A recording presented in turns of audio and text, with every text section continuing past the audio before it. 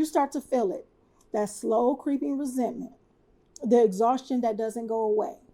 You might feel overlooked, unappreciated, underappreciated, or like your own needs are constantly being pushed to the back burner. Are you a wife feeling stretched thin, always saying yes, and losing yourself in the process of navigating polygyny? Well, stick around to learn your most powerful 2-letter word. Warning, viewer discretion is advised. The content, views, and educational material you are about to experience could challenge your belief, trigger strong emotions, and frankly, piss you off. This isn't for everyone. If you're not ready to confront new ideas, or if your feelings bruise easily, this might be the time to click away. Expect to be challenged, to think, and you might even want to scream at the screen. Proceed with caution, and remember, you chose to be here. Let's get it. Assalamu alaikum, peace. Welcome to our Outstanding Personal Relationships channel, where we help those who are in polygyny or curious about it understand and navigate the complexities of this particular form of marriage in a healthy, mature fashion. I'm Coach Nyla, and if this is what you're looking for, then you are definitely in the right place. In this video, we are tackling a topic that is incredibly close to my heart, especially for those of you navigating the unique dynamics of polygyny, or you are considering it. It's about a tiny 2-letter word that can be surprisingly hard to say. No. Yes, no, that's the word. And trust me, in the context of polygyny, mastering this word isn't just a good idea. It's absolutely essential for your well-being and the health of your relationships. Let me ask you a question. Have you ever felt that pressure? The silent, sometimes not so silent expectation to always agree, to be the accommodating wife, the understanding co-wife, the one who never rocks the boat? We often fall into what I call the polygyny yes trap. Think about it. In polygyny, there can be an amplified desire to please. Maybe you want to prove your worth to your husband, show how flexible you are to your co-wife or your co-wives, or perhaps you're simply trying to keep the peace in a multi-wife family or household. You say yes to managing extra chores. You say yes to another request on an already packed schedule. Yes to taking on an emotional burden or emotional burdens that aren't yours. And initially it feels good, right? Like you're being helpful, you're being supportive. But over time, what happens? What happens? You start to feel it, that slow creeping resentment, the exhaustion that doesn't go away. You might feel overlooked, unappreciated, underappreciated, or like your own needs are constantly being pushed to the back burner. See, that, my friends, my sisters, is the resentment, is the detriment. That's what it is, the detriment. You're helping others, but you're harming yourself in the process.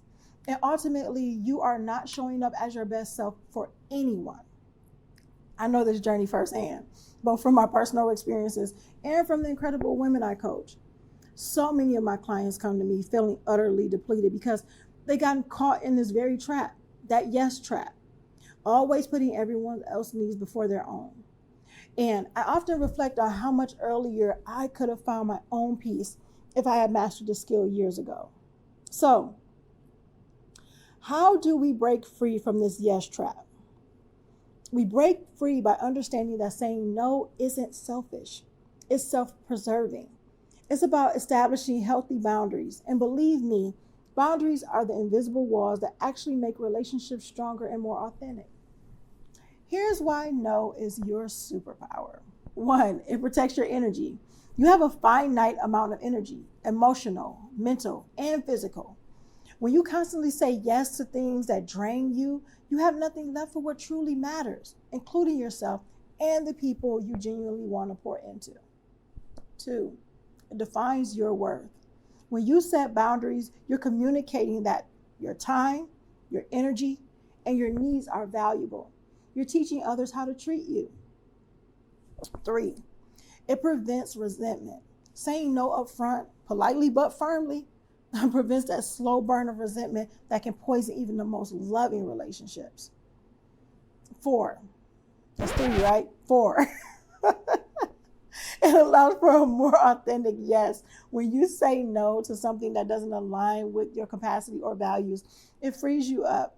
to say a more enthusiastic, heartfelt yes to the things that truly matter and that you can genuinely commit to. This is a transformation I often guide my coaching clients through because I help them shift from forced yeses to empowered yeses. Now, I know what you might be thinking. You're saying, okay, Coach Nyla, but how do I actually say no without causing a ruckus or making someone feel bad? You're thinking that, right? You're already on our channel and you see how we are empowering people when it comes to polygamy education. You may be wondering, what's the next step? Especially knowing that we are the authors of the book, Let's Talk Polygamy Uncensored. If you want to get off the emotional roller coaster, whether it's jealousy, insecurity, frustration, anger, maybe even guilt in some cases, you're going to want to pick up this book. Definitely wish I would have had this book back a while ago when we first embarked on polygyny.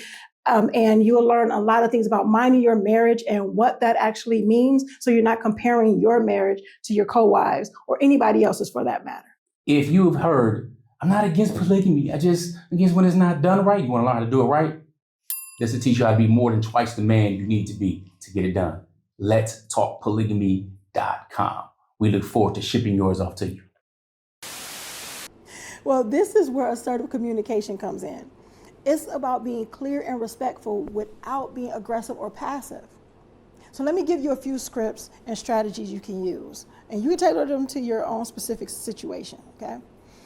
Here's one, and there's going to be a couple under this framework. It's the I can't right now, but approach. This shows you're considering their request, but you have a valid reason to decline. Okay, here's one from that category. I appreciate you asking, but I can't take that on right now.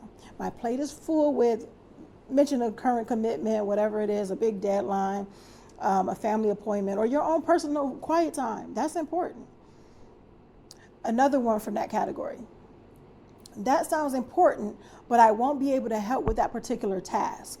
Perhaps, and then you suggest an alternative person or solution. So, maybe such and such can do it, or have you considered such and such, to do that for you. Another one in the same category. I love to help out, but I'm truly stretched thin this week. I can commit to, and give them something like a smaller alternative contribution, and then say, if that's helpful, but I can't do the full request. Okay, so that's in that category. So now we have another category called it doesn't align with my current capacity/priorities approach. And this focuses on your boundaries without needing extensive details. We don't want to always explain stuff, right? So this is how some of those go. Thank you for thinking of me, but I'm currently focusing on, and then whatever your personal project or downtime is, and then tell them that, you need to protect your time for that.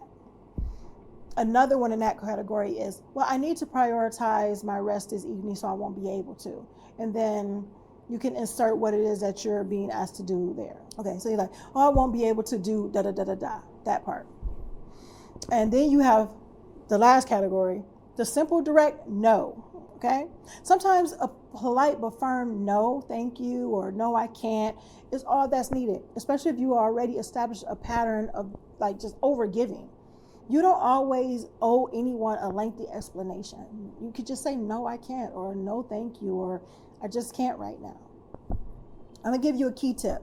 Don't apologize excessively. A brief, I'm sorry, I can't, is fine. But don't over-explain or make excuses. You can be kind, but you can be firm.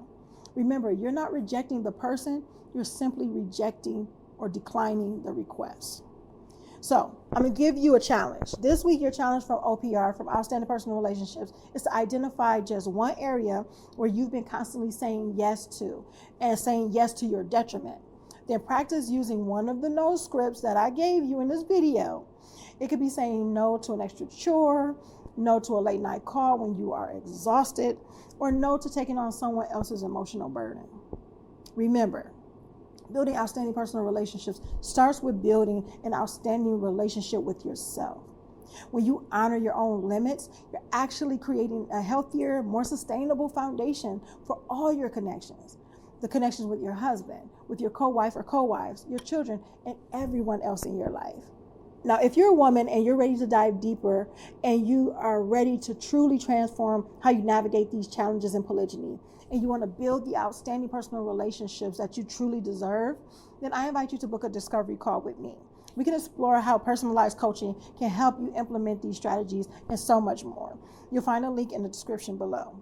And if you want to explore more about balancing your needs with your relationships, I would recommend you watching the video, The Cost of People Pleasing. And it's linked right here in the description, or you see like one of the little thumbnails somewhere above me or on the side of me. I'd love to hear your thoughts on this. Have you struggled with the polygyny yes trap? What are your biggest challenges in saying no in your relationship? Make sure you share your experiences or your questions in the comments below.